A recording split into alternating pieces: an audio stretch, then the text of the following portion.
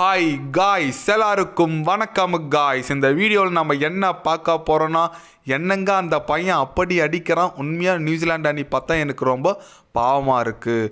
உலகில் மிகவும் ஆபத்தான அணி இந்தியா தாங்க. அதில் இப்போயே அவங்க காமிச்சிட்டாங்க.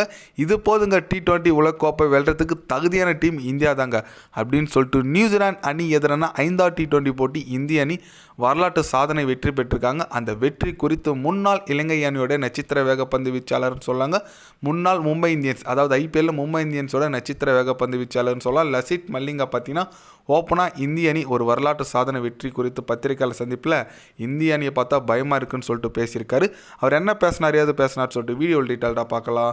அதுக்கு முன்னே நீங்கள் நம்ம சேனலுக்கு புதுசாக வந்திருந்தீங்கன்னா ஒரு சப்ஸ்கிரைப் மட்டும் பண்ணிவிட்டு வாங்க, வீடியோக்குள்ளே போகலாம். ஆமாங்க, அவர் என்ன சொன்னார் கேட்டிங்கன்னா, என்னங்க இந்திய அணி இப்படி அடிக்கிறாங்க, அந்த பையனுக்கு பயம் இல்லை. இஷான் கிஷனோட பேட்டிங் எனக்கு ரொம்ப ரொம்ப சூப்பராக இருந்துச்சுங்க. அவரோட சிக்ஸ் எபிலிட்டி செம்மையாக இருக்குது.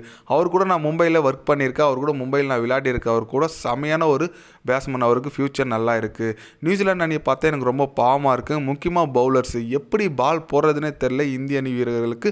அவங்கள பார்த்தா எனக்கு உண்மையாக கஷ்டமாக தாங்க இருக்குது.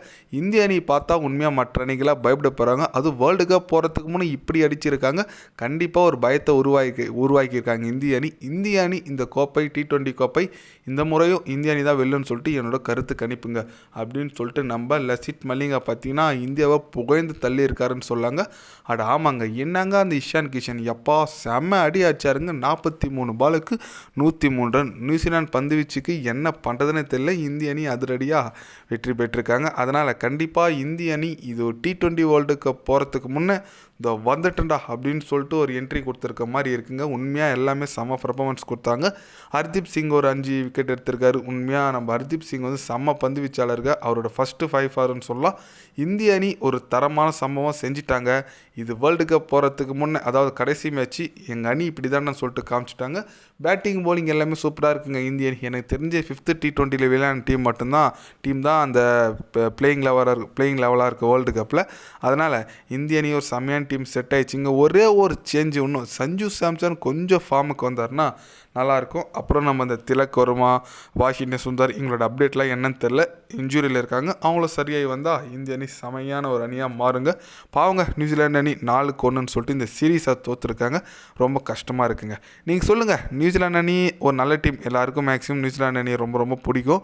இந்த மாதிரி ஒரு படு தோல்வி, அதுவும் எப்படி சொல்கிறது, இந்தியா கிட்ட ஒரு வாங்கி தோற்றுருக்காங்கன்னு சொல்லலாம். அது குறித்து உங்களோட கருத்துக்கள் என்னன்னு சொல்லிட்டு மறக்காமல் கமெண்டில் கொஞ்சம் சொல்லுங்கள். அதே மாதிரி லசித் மல்லிங்கா பேசுறது குறித்து உங்களோட கருத்து என்னன்னு சொல்லிட்டு கமெண்டில் கொஞ்சம் சொல்லிட்டு போங்க. இது போன்ற ஸ்போர்ட்ஸ் நியூஸை தெரிஞ்சுக்கணுன்னா சேனலை சப்ஸ்கிரைப் லைக் ஒன்று பண்ணிக்கிங்க. கண்டிப்பாக day by day channel update வரும். மறக்காமல் சப்ஸ்கிரைப் மட்டும் கொஞ்சம் பண்ணி வச்சுக்கிங்க. நன்றி, வணக்கம்.